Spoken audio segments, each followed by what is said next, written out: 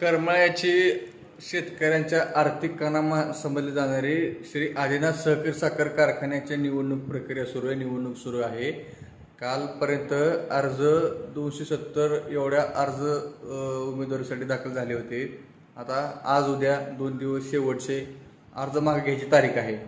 काय सांगू शकाल? अनेक नेते मंडळांनी अनेक गटाने अर्ज भरलेले आहेत. याच्यामध्ये चालू आमदार जे असतील, नारायणराव पाटील असतील, माजी आमदार संजय मामा शिंदे असतील, दुसरीकडे बघितले गेले तर जयवंतराव जगताप यांनी सुद्धा यांच्या गटाकडून सुद्धा अर्ज भरले गेलेत. परत बागल गटाकडून सुद्धा अर्ज भरण्यात आले होते. त्यांनी आता माघारी घेतली असं त्यांचं निर्णय झाला. त्यांच्या गटाकडून जगताप गटाने सुद्धा माघारी घेतली असं त्यांनी जाहीर केलंय. काय सांगू शकाल? एकंदरीत कसं पाहता या निवडणुकीत तुम्ही? म्हणजे आता काय, म्हणजे कशी परिस्थिती निर्माण झाली?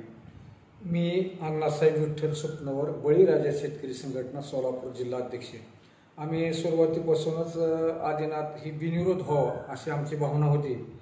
त्या पद्धतीने दिशा चालली होती. परंतु काय झालं की परत फॉर्म उमेदवारांनी 272 फॉर्म आले 21 जागेसाठी.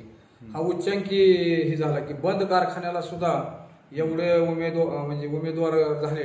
ते तिथंच कळालं की ही बिनविरोध निवडणूक होत नाही. लोकांना आदिनाथविषयी काही देणं घेणं नाही. त्यांना फक्त पद पाहिजे आणि पैसा कसा मिळेल यासाठीच ह्यांची धडपड होती. परंतु या बिनविरोध निवडणुकीला असा प्रतिसाद कुठल्याही नेत्याकडून किंवा कोणाकडून मिळालेला नाही. कारण आदिनाथ हा कर्जामध्ये बुडालेला आहे.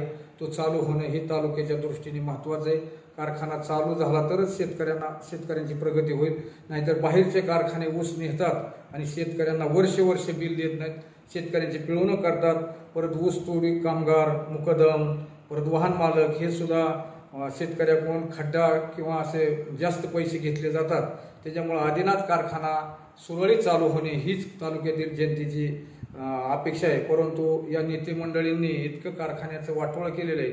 आदिनाथ देवस्थानामध्येच एकदम हे, परंतु त्यांना त्या देवस्थानचं काही नाही. कारण आदिनाथ हा कुठलं बी हे झालं तरी आदिनाथ व्यवस्थित चालत होता. आदिनाथ साखर कारखान्याची नेमकी पार्श्वभूमी काय, म्हणजे केव्हापासून सुरुवात होती, कशी प्रगती झाली आणि आता तो बंद का आहे?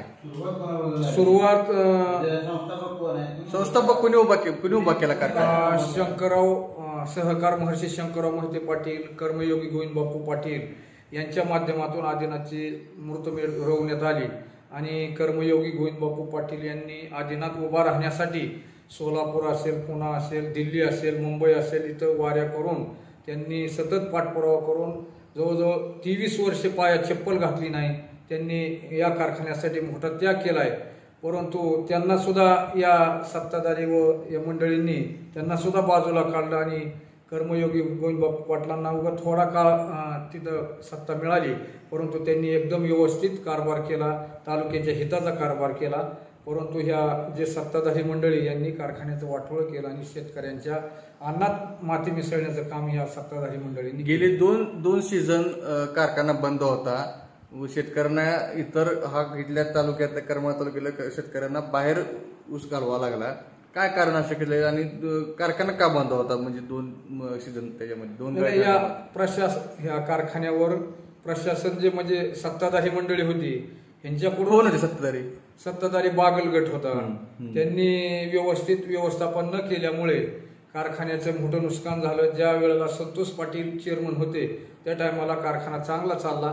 परत आपले सर्व लोकांनी वर्गणी करून कारखाना चालू केला. माजी कार्यकारी संचालक डांगे साहेब असतील, पुंडे सर असतील, बाकीचे अजून सर्वांनी मिळून कारखाना चालू केला. जवळजवळ 75,000 टन ऊसाचं गाळप केलं आणि लोकांचं बिल सुद्धा दिलं. लोकांना आशा झाली की कारखाना चालू होईल. परंतु परत प्रशासक नेमला आणि त्या प्रशासकापासून कारखाना 2 वर्ष बंद राहिला. आता जे आहे, तुम्ही शेतकरी संघटना म्हणून तुमची भूमिका काय राहील? कारण तुम्ही शेतकरी आहे आणि आता या निवडणुकीकडे कसं पाहता? म्हणजे किती एकूण तरी पॅनल पडतील? कारण तुमचा अंदाज काय? कारण 4 गटाने सुद्धा अर्ज भरला होता या वेळेस. आता आदिनाथची निवडणूक ही उच्चांकी उमेदवार असल्यामुळं आता बागल गटांनी माघार घेतली, जयवंतराव जगताप साहेबांनी माघार घेतली आणि आता माजी आमदार संजय मामा शिंदे आणि प्राध्यापक रामदास झोळ व आमदार नारायणराव पाटील आता हे असे 3च पॅनल होतील असं मला वाटतंय. पूर्णतः गटाने म्हणजे माघार घेतली असं तुम्हाला म्हणायचं? हो, 2 गटांनी पूर्ण माघार घेतली त्यांनी. पूर्ण माघार घेतली. हो हो. 3 पॅनल पडतील असं तुमचं म्हणणं आहे? 3 पॅनल होते. बरं. आधी प्राध्यापक रामदास झोळ यांनी मागची मकाई सहकारी साखर कारखाना बी निवडणूक लढवली होती, परत विधानसभेची निवडणूक लढवली आणि आता आदिनाथला सुद्धा त्यांनी पॅनल उभा केलेला आहे. परंतु लोकांकडून असा चांगला असा प्रतिसाद मिळत नाही त्यांना. कशामुळे मिळत नाही? त्यांचं म्हणजे असं लोकांना वाटतं की हे बुवा शिक्षण क्षेत्रातला माणूस आहे, इकडे सहकारमध्ये चालू शकत नाही, अशी भावना लोकांची झालेली आहे. आता एकंदरीत काय होईल असं वाटतं? कारण दोन्ही गटाने तर माघारी घेतली, राहिले 3 गट. म्हणजे जगताप गट कुणाला पाठिंबा दिला असं वाटतं तुम्हाला आणि बागल गट कुणाला पाठिंबा दिला असं वाटतंय? कशी युती होईल? कशी होईल एकंदरीत युती कशी होईल? आपल्या माढा लोकसभेचे खासदार धैर्यशील मोहिते पाटील, रणजितसिंह मोहिते पाटील आणि आमदार नारायणआबा पाटील यांच्या विचारानेच बागल आणि जयवंतराव जगताप हे सुद्धा नारायण पाटील यांनाच पाठिंबा देतील असं मला वाटतंय. कारखाना चालू होण्यासाठी तुम्ही कोण सक्षमपणे हा कारखाना चालू करेल आणि इतर पुढं शेतकऱ्यांच्या इथल्या या भागातील शेतकऱ्यांना उसाच्या भावाला उसाला भाव कोण दिला असं तुम्हाला वाटतंय? कारण कोणता गट दिला असं वाटतं तुम्हाला? आदिनाथ सहकारी साखर कारखाना चालू करण्याची क्षमता ही आमदार नारायण पाटील यांच्यातच आहे.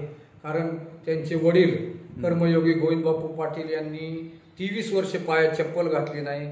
त्यांनी सतत पाठपुरावा करून ज्या टायमाला कारखान्यातून साखर पडली त्याच टायमाला राष्ट्रवादीचे सर्वेसर्वा शरदचंद्र पवार साहेब यांच्या हस्ते त्यांना चांदीच्या पादुका देऊन त्यांचा सन्मान करण्यात आला आणि त्यांचेच सुपुत्र नारायणआबा पाटील हेच कारखाना व्यवस्थित चालू शकतील आणि त्यांना साथ मोहिते पाटील आणि बाकीचे जगताप साहेब असतील, बागल असतील, परत सावंत गट असतील, ही सर्व. खरी लढत कोणाच्याच म्हणावं लागेल? कोणत्या गटामध्ये म्हणावं? कोणते 2 गट असतील खरी? नाही, एकतर्फी लढत होईल. एकतर्फी कसं म्हणतात? समोर शिंदे गट सुद्धा आहे ना. शिंदे गटांचं बी एवढंही नाही त्यांनी. कारण काय झालं, म्हैसगावचा कारखाना त्यांना व्यवस्थित चालवता आला नसल्यामुळे तालुक्याचा त्यांच्यावर विश्वास राहिलेला नाही. आणि जयवंतराव जगताप यांची ताकद, बागलांची ताकद, मोहिते पाटलांची ताकद ही नारायण आबा पाटील यांच्या पाठीशी राहील. त्याच्यामुळे नारायण पाटील यांचा पॅनल जास्त मताने निवडून येईल. आदिनाथ साखर कारखान्याचे कामगाराची पगार असो किंवा तिथल्या उसाला भाव देणार असेल आणि हा कारखाना मुळात चालू करण्याचा विश्वास कोणावर असं वाटतं लोकांचा? म्हणजे ते नेमकं कोण चालू करेल असं वाटतं तुम्हाला? करमाळा तालुक्यातील शेतकऱ्यांचा विश्वास हा नारायणआबा पाटील यांच्यावर आहे. कारण कामगारांचा बी विश्वास त्यांच्यावर आहे, ऊस वाहतूकदारांचा सुद्धा त्यांच्यावर विश्वास असल्यामुळे ते सक्षमपणे आदिनाथ सहकारी साखर कारखाना चालू शकतात आणि चांगल्या पद्धतीने आदिनाथला जे गतवैभव होतं ते प्राप्त करून देण्याची ताकद ही नारायणआबा पाटील यांच्यातच आहे. इतर का नाही असं वाटतं तुम्हाला? बाकीच्यांनी ते संजय मामा शिंदे यांनी म्हैसगाव कारखाना व्यवस्थित न चालवल्यामुळे त्यांच्यावरचा सुद्धा विश्वास सभासदांचा उडालेला आहे. आणि इतर आहेत ते आता जे निवडणुकीत उतरलेत ते झोळ सरांना सहकार क्षेत्रातला एवढा अनुभव नसल्यामुळे लोकांचा त्यांच्यावर एवढासा असा ही होणार नाही. एकंदरीत तुमचा विश्वास नारायणआबा पाटील यांच्यावर आहे, यांच्या गटावरती आहे. त्यांच्यावर